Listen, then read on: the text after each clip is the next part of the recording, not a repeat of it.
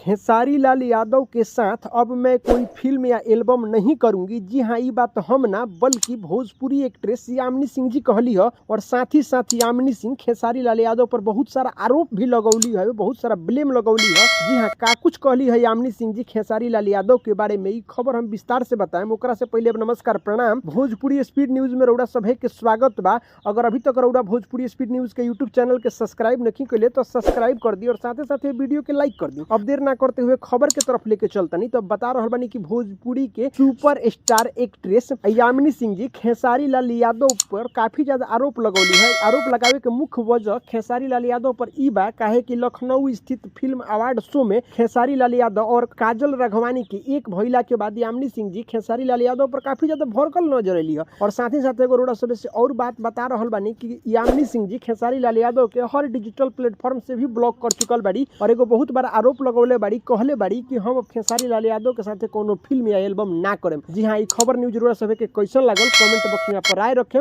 साथ ही साथ वीडियो के ढेर सारा शेयर कर दी। धन्यवाद।